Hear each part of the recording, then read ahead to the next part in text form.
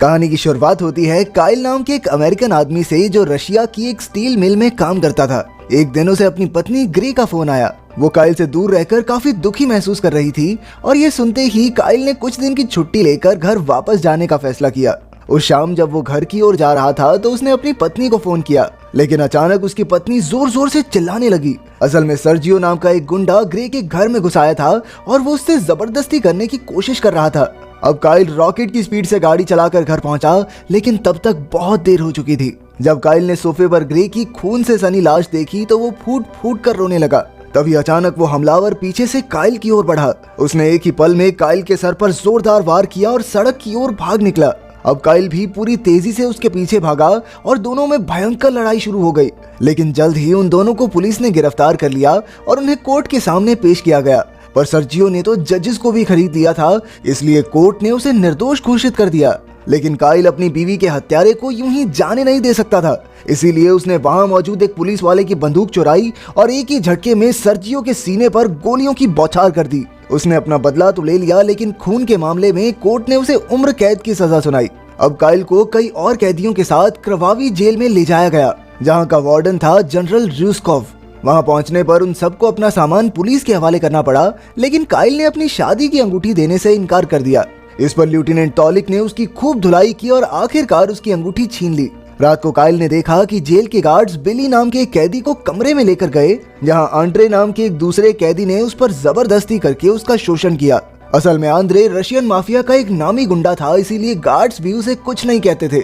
फिर जब सुबह हुई तो गार्ड्स बिली को उस कमरे से बाहर ले आए और आंद्रे आराम से जाकर बाकी कैदियों की लाइन में लग गया, मानो उसने कोई गुनाह किया ही ना हो। तभी अचानक उसने काइल को भी बेइज्जत किया और फिर दोनों में हाथापाई शुरू हो गई।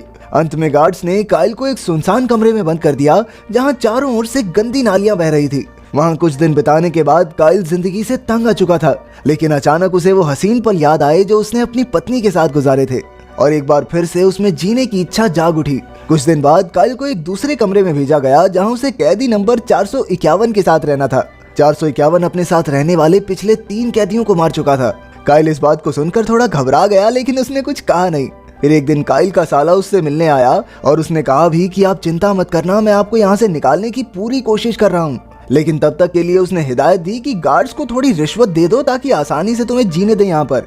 खैर अगले दिन काइल की मुलाकात बिली से हुई और उसने कहा कि वो यहाँ 18 महीने की सजा काट रहा है। तभी वहाँ मैलेकाई नाम का एक कैदी आया जो व्हील चेयर पर था। उसने काइल को बताया कि कैसे यहाँ कई कैदियों ने अपनी गैंग्स बना रखी हैं और रशियन माफिया का भी इस जेल में काफी दबदबा है। खैर जैसे जैसे समय बीता काइल वहाँ की जिंदगी में ढल गया। एक रात उसने एक बुरा सपना देखा जिसमें सर्जियो उसकी पत्नी पर हमला कर रहा था और वो काफी तेज तेज सांसें लेने लगा। इससे कैदी 451 को बहुत गुस्सा आ गया और उसने गुस्से में काइल का गला ही दबा दिया।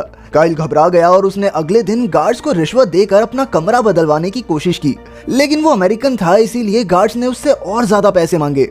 खैर कुछ दिन बाद जेल में फाइटिंग के मुकाबले करवाए गए। मैलेकाई ने काइल को बताया कि जनरल रूस्कोव इन मुकाबलों में सट्टा लगाकर काफी पैसे कमाता है।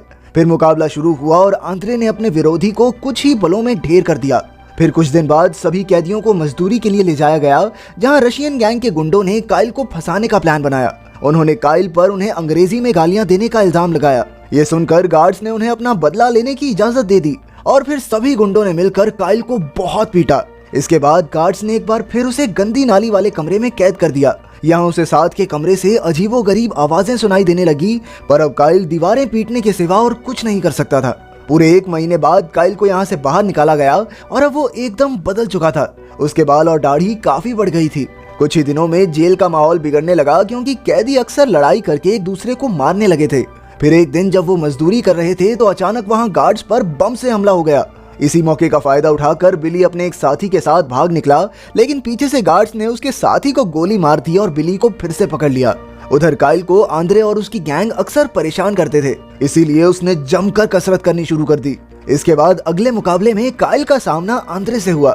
आंद्रे उससे काफी ताकतवर था, इसलिए वो काइल को भिगो भिगो कर पीटने लगा। लेकिन जल्द ही काइल की कड़ी मेहनत ने रंग दिखाया और उसने अचानक से आंद्रे की गर्दन कुछ इस तरह मोड़ी कि उसकी मौके पर ही मौत हो गई। ये देखकर वहां खड़े सभी कैदी भी सोच में पड़ गए। इस मुकाबले के बाद तो काइल के अंदर पूरा जोश भर गया और आने वाले सभी मुकाबलों में उसने अपने ओपोनेंट्स को धूल चटा दी। जल्द ही पूरी जेल में सभी लोग उसकी इज्जत करने लगे। धीरे धीरे वो इतना खूंखार हो गया कि अब वो जिससे भी मुकाबला करता वो जान से जाता था। काइल का ये रूप देखकर मैलेकाई और बिली को थोड़ी चिंता होने लगी। खैर एक दिन बिली ने सबसे तंग आकर एक बार फिर से भागने की कोशिश की, लेकिन इस बार मैलेकाई ने उसे धोखा दे दिया। असल में उसने अपने जख्मों पर लगाने के लिए दवाई के लालच में गार्ड्स को बिली के भागने की खबर दे दी थी। फिर जैसे ही बिली पकड़ा गया तो गार्ड्स ने उसे वाल्या नाम के एक फाइटर के साथ बंद कर दिया। वाल्या बिली से कहने लगा कि देख मैं आदमी हूँ, आदमी से प्यार करता हूँ, तुझसे भी करूंगा चाहे तू माने या ना माने। लेकिन अचानक बिली ने गुस्से में आकर उसके मुंह पर थूक दिया, लेकिन यह हरकत उसे बहुत भारी पड़ी क्योंकि वाल्वा ने बिली को पीट पीट कर अधमरा कर दिया। अगली सुबह जब काइल ने बिली को देखा तो वो अपनी आखिरी सांसें ले रहा था, लेकिन मरने से पहले बिली ने उसे समझाया कि तुम्हारे गुस्से के पीछे भी कोई अच्छा कारण होना चाहिए। ये सुनकर काइल को एहसास हुआ कि उसे अपने मन की शांति के लिए लड़ना होगा, इसीलिए उसने आने वाले किसी भी मुकाबले में हिस्सा लेने से मना कर दिया। इससे गार्ड्स और वार्डन को सट्टेबाजी में काफी नुकसान हुआ और सजा के तौर पर उन्होंने काइल को धूप में लटका दिया। लेकिन इतनी मुश्किलों के बाद भी काइल ने हार नहीं मानी। वहीं दूसरी ओर जब कैदी नंबर 451 को खबर मिली कि मैलेकाई की गद्दारी की वजह से बिली की जान गई है, तो उसने बिली की मौत का बदला लेने के लिए मैलेकाई पर पेट्रोल छिड़क कर उसे जिंदा ही जला दिया। उधर काइल की हिम्मत और जज्बे से प्रभावित होकर जेल के सभी कैदियों ने आपस में ना लड़ने का फैसला किया। इसी वजह से जनरल का धंधा ठप होने लगा, पर वो एक साथ सभी कैदियों को सजा भी तो नहीं दे सकता था। वो समझ गए कि ये सब काइल की वजह से हो रहा है, इसीलिए उन्होंने उसे सबक सिखाने का प्लान बनाया। उन्होंने काइल की सजा खत्म करके उसे हॉस्पिटल वार्ड में इलाज के लिए भेज दिया। इसी दौरान एक दिन काइल को अपनी पत्नी की आत्मा दिखाई दी।